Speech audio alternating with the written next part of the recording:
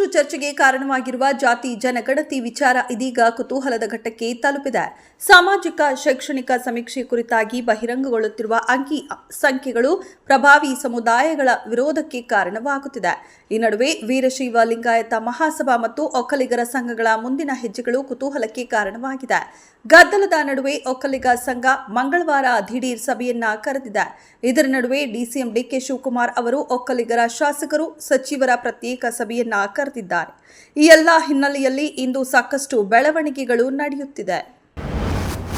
ಸಿದ್ದರಾಮಯ್ಯ 5 ವರ್ಷ ಬದಲಾವಣೆ ಆಗಲ್ಲ, ಸಿದ್ದರಾಮಯ್ಯನವರೇ ಮುಂದಿನ 3 ವರ್ಷಗಳ ಕಾಲ ಇರ್ತಾರೆ ಎಂದು ಸಿಎಂ ಆರ್ಥಿಕ ಸಲಹೆಗಾರ ಬಸವರಾಜ ರಾಯರೆಡ್ಡಿ ಹೇಳಿದ್ದಾರೆ.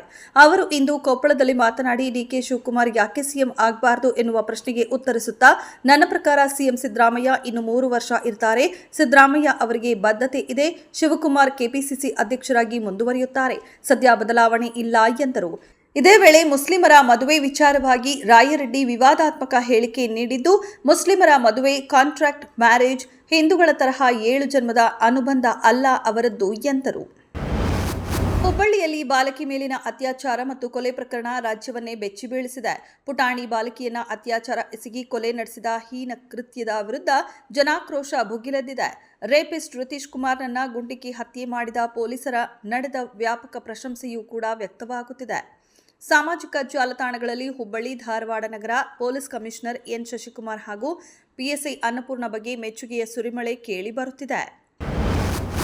ಜಾತಿಗಣತಿ ವರದಿಯದ್ದು ಎನ್ನಲಾದ ಅಂಕಿ ಅಂಶಗಳ ಬಗ್ಗೆ ತೀವ್ರ ಕಳವಳ ವ್ಯಕ್ತಪಡಿಸಿರುವ ಕೇಂದ್ರ ಸಚಿವ ಎಚ್.ಡಿ. ಕುಮಾರಸ್ವಾಮಿ ಅವರು ಇದು ಜಾತಿ ಗಣತಿಯೋ ದ್ವೇಷಗಣತಿಯೋ ಎಂದು ಪ್ರಶ್ನೆ ಮಾಡಿದ್ದಾರೆ.